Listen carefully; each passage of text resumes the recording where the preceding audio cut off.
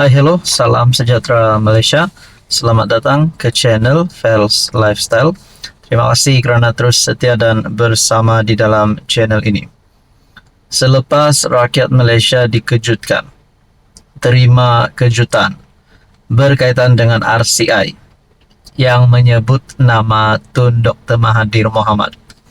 Akhirnya Tun Mahathir telah membawa beberapa nama dalam kepimpinan PH pada ketika itu yang mengaitkan dengan keputusan kabinet pada waktu itu.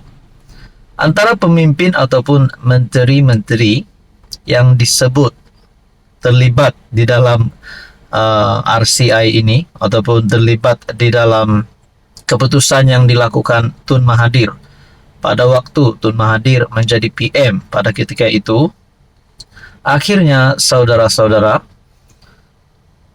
beberapa nama itu termasuk timbalan Perdana Menteri pada ketika itu, Dr. Wan Azizah, isteri kepada PMX, Anthony Locke, Mat Sabu. Akhirnya, Anwar Ibrahim sebagai Perdana Menteri telah membuat kenyataan berkaitan dengan isu ini. Adakah RCI Batu Putih ini adalah dendam Anwar terhadap Mahathir? Nah, ini yang terkini kenyataan daripada PMX. RCI Batu Putih bukan soal dendam terhadap Mahathir, kata Anwar. Laporan Suruhanjaya Siasatan Diraja, RCI berhubung isu kedaulatan Batu Putih, Batuan Tengah dan Tubir Selatan bukan bertujuan membalas dendam terhadap bekas PM Menteri Perdana Menteri Dr. Mahathir, sambil menasihatkan pembangkang supaya tidak memainkan isu dendam Perdana Menteri. Anwar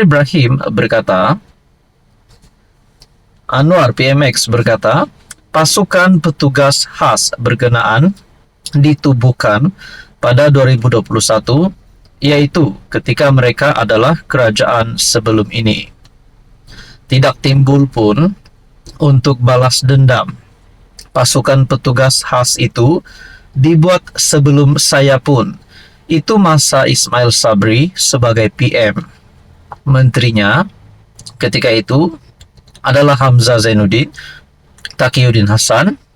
Pasukan petugas khas ada buat kajian dan finding penemuan mengenai kes Batu Putih lebih teruk lagi. Jadi tak usah main naratif dendam, katanya kepada wartawan selepas menunaikan solat Jumaat di Surau Darul Ulum SMKE Putrajaya. Pada 8 Oktober 2021, jemaah menteri ketika itu bersetuju supaya pasukan petugas khas ditubuhkan untuk menyemak semula undang-undang berkenaan Batu Putih. Mengulas lanjut, Anwar berkata, RCI itu sebagai prinsip mempertahankan kedaulatan dan wilayah negara. Saudara-saudara, berkaitan dengan ini, apa komen Anda? Hai, hello, salam sejahtera Malaysia. Selamat datang ke channel Fels Lifestyle. Tuan-tuan dan puan yang saya amat hormati, saudara-saudara, berkaitan dengan skandal rasuah di Sabah. Kalaulah di dalam skandal rasuah ini melibatkan nama-nama besar kepimpinan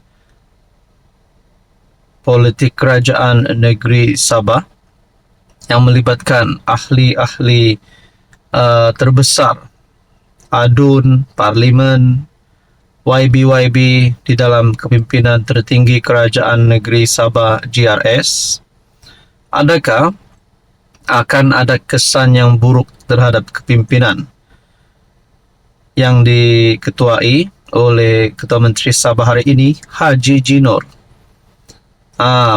Berkaitan dengan ini, bagaimana pula dengan pandangan sesetengah orang ini adalah konspirasi politik untuk menjatuhkan Haji Jinor? Tuan-tuan dan puan, akhirnya ini berbalik kepada satu persoalan yang paling utama, yaitu adakah DUN Sabah akan bubar lebih awal? perkongsian daripada Shahabuddin bertarik 18 November. HJJ bubar Dun Sabah lebih awal. Dakwaan rasuah melibatkan beberapa adun di Sabah terus menjadi isu hangat, malah semakin hari semakin menghangat. Selain beberapa adun, nama Ketua Menteri HJJ Noor juga turut dikaitkan sama dengan perlakuan rasuah itu. Di samping rakaman audio yang didedahkan oleh seorang pemberi maklumat sudah bertebaran di media sosial, SPRM sendiri sudah memulakan langkah melakukan siasatan. Sehingga ini dilaporkan seramai 5 adun Sabah sudah diambil keterangan. Beberapa pemimpin UMNO kemudiannya tampil mendesak agar siasatan menyeluruh dilakukan SPRM dalam isu berkenaan. Maksud menyeluruh itu tentulah selain adun-adun yang harus disiasat, pemberi maklumat yang sebelum ini memohon perlindungan sebagai saksi, serta HJJ sendiri mestilah juga disiasat sama. Jika tidak disiasat semua mereka itu, tidaklah menyeluruh namanya. Berdepan perkembangan ini, HJJ menggesa JRS agar meningkatkan usaha melawan fitnah. Apa yang saya maksudkan ialah taktik kotor pembangkang serta konco-konco mereka yang bersekongkol ingin menjatuhkan kerajaan GRSPH plus melalui sebaran fitnah, pelbagai tuduhan dan pembohongan terhadap kerajaan negeri dan kepimpinan parti. Inilah cabaran semasa yang wajib kita perangi habis-habisan, kerana ia boleh meracuni pemikiran rakyat untuk membenci kerajaan dan kepimpinan parti. HJJ menegaskan demikian susulan kenyataan bekas CEO Sabah Mineral Management SMM, John T. Enggihon, mendakwa beliau memiliki bukti bahawa Ketua Menteri Sabah menyalahgunakan kuasa. Pokoknya, politik Sabah tidak akan aman sehingga tarik PRN diadakan.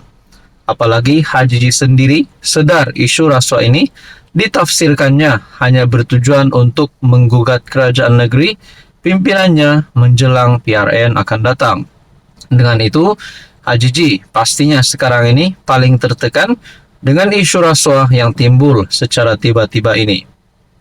Tetapi jika isu rasuah ini berterusan menjadi percakapan dan hari demi hari makin banyak perkara mengejutkan berlaku, mampukah beliau bertahan? Lalu, sebagai jalan pintas untuk mengekalkan kuasa dan mengelakkan keadaan bertambah buruk, apakah mungkin HJJ akan membubarkan Dun Sabah lebih awal? Apakah PRN Sabah diadakan sebelum berakhir tahun 2024 atau barangkali seawal Januari 2025? Para saudara, sebelum ini CM Sabah telah membuat pengumuman bahawa tarik PRN adalah pada Oktober 2025. Tapi bagaimana pula dengan ulasan Shahabuddin Husin ini? Saudara-saudara, kalau benarlah Ketua Menteri Sabah terlibat dengan kes mahkamah, kalaulah rasuah ini melibatkan nama beliau dan beliau akan terlibat dengan kes mahkamah, adakah beliau masih layak untuk memegang jawatan itu? Ataupun mungkin lebih teruk, mana-mana ahli politik yang terlibat di dalam isu skandal rasuah ini akan ditangkap? Apa komen Anda?